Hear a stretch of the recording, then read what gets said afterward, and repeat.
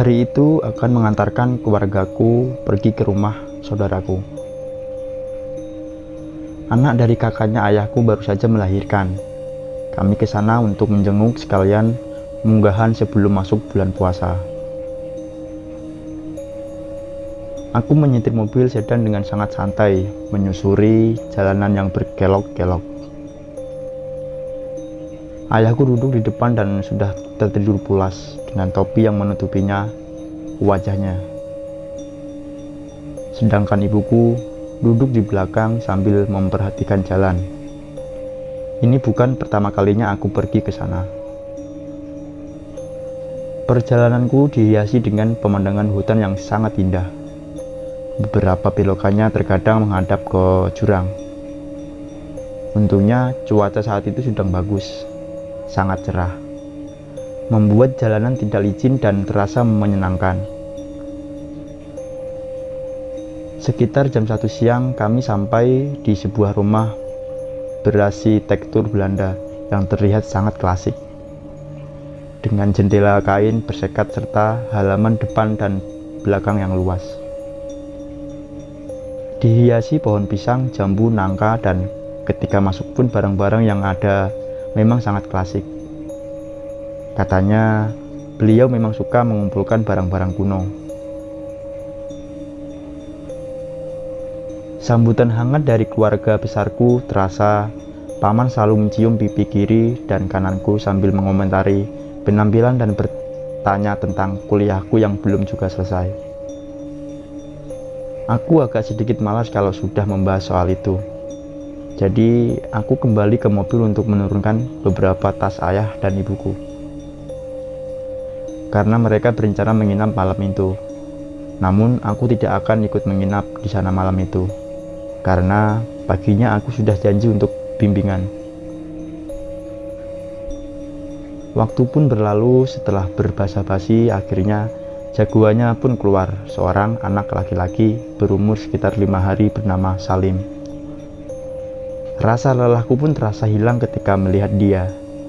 Seorang anak yang sangat lucu sekali. Satu persatu anggota keluarga besar kami menggendongnya dan menggoda Salim. Aku menunggu giliran sampai akhirnya giliranku pun tiba. Aku mencoba menggoda Salim untuk membuatnya tertawa. Dan astaga, kami semua terperanjat ketika tiba-tiba saja Salim, seorang anak yang baru sekitar 5 hari itu, tertawa aneh. Aku langsung memberikannya kepada ibunya dan kami semua terdiam. Paman langsung berteriak-teriak, "Jangan ganggu cucu saya. Kalau berani sama saya aja." Aku terdiam karena kaget melihat paman.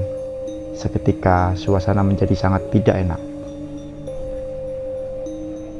Paman langsung mengajak kami ke belakang, di mana di sana ada sebuah pohon pisang yang cukup besar. Paman tiba-tiba saja menyuruhku mengambil kampak di gudang. Aku bergegas ke gudang yang letaknya tidak jauh dari sana. Kini aku sudah memegang kampak itu. Dan paman menyuruhku untuk menebang pohon pisang itu. Lalu paman menggendong Salim sambil membaca-baca doa. Aku segera menancapkan kampak itu ke pohon pisang, dan tiba-tiba terdengar Salim tertawa lagi. Astaga, jantungku mulai tidak terkendali. Aku semakin cepat menebang pohon itu. Bersamaan dengan pohon itu tumbang, suara Salim pun kembali normal. Merindingku pun hilang. Paman bilang di pohon itu memang ada penunggunya. Tapi kalau sudah mengganggu seperti tadi, wajib diusir, begitu katanya. Setelah kejadian itu, kami langsung berkumpul untuk mengaji. Sayangnya, aku tidak bisa ikut karena takut kemalaman pulangnya. Sekitar jam 7 malam aku berangkat kembali menuju rumahku. Perjalananku terasa sangat sepi waktu itu. Aku menancap gas mobilku agar cepat sampai. Terlihat jalanan hutan sekarang kondisinya tidak senyaman tadi siang. Gelap dan membuatku jadi takut. Untung saja ini bukan akhir pekan. Jadi jalanan terasa sepi, membuatku lebih cepat sampai ke rumah. Namun di tengah perjalanan, aku merasakan telingaku seperti tertutup dan mendengung. Ini mungkin pengaruh udara selama perjalanan. Memang biasanya seperti itu. Tapi ini berbeda. Sekarang di telingaku terdengar seperti banyak orang yang mengobrol. Ada suara-suara berbisik kepadaku yang sangat banyak. Berkali-kali aku mengocek-ngocek telingaku. Tapi suara itu terdengar jelas seakan-akan sumbernya berada di dekat telingaku. Aku hanya bisa mendiamkannya. Suaranya benar-benar menggangguku. Samar-samar aku mendengar sebuah bahasa daerah. Itu terus terjadi sepanjang perjalananku.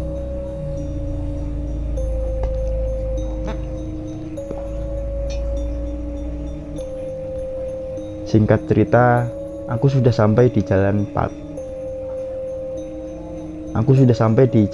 Padalarang. Ini sudah dekat dengan Bandung.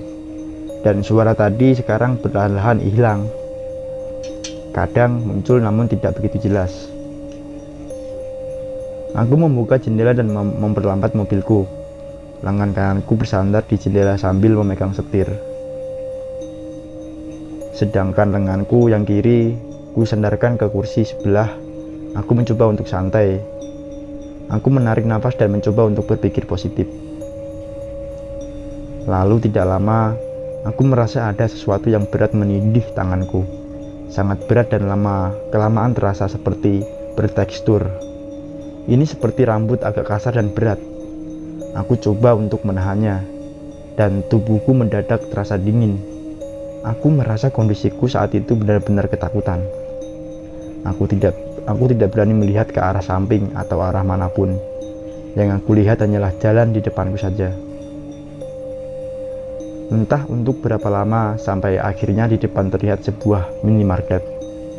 Aku membelokkan mobilku ke arah minimarket itu. Suasana di sana lumayan ramai dan terang. Perlahan, lengan kiriku mulai bisa digerakkan lagi. Aku berharap itu hanya halusinasiku saja. Aku memberanikan diri untuk melihat ke samping.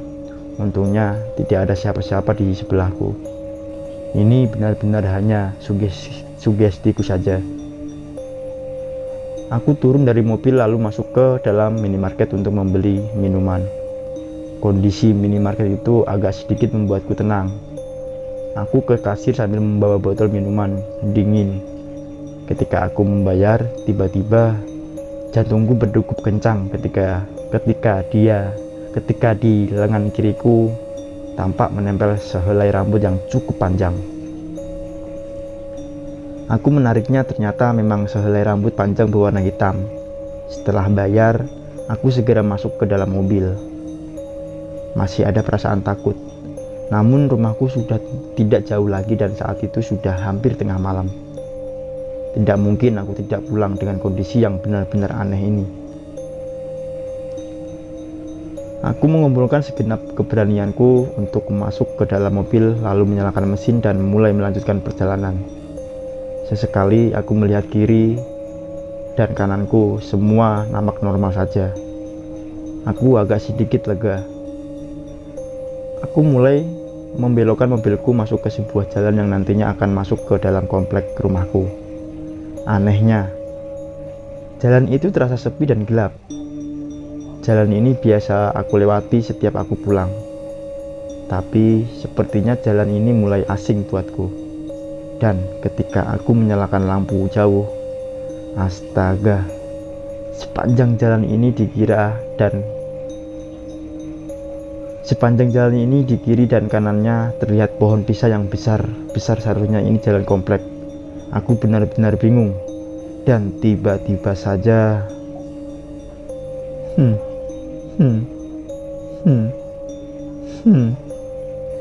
jantungku terasa tidak ada saat itu.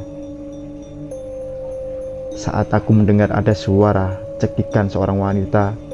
Ketika aku tengok ke samping, astaga, Seengok rambut hitam terurai, sangat lebat, berbentuk gundukan dan bergerak-gerak tepat di sebelahku. Saat itu, aku benar-benar kaget saat itu. Aku hilang kendali dan membanting setir mobil sampai entah bagaimana ketika aku sadar, aku terbangun dengan cahaya sebuah lampu. Ini kamar rumah sakit. Aku tidak tahu lagi kenapa aku bisa sampai di sini. Kakiku patah dan butuh waktu yang cukup lama untuk menyembuh. Jujur, aku tidak tahu akan tertimpa musibah seperti ini. Hal ini benar-benar di luar dugaanku. Yang jelas, aku merasa bahwa kejadian itu ada hubungannya dengan pohon pisang yang aku tebang di rumah saudara aku kemarin.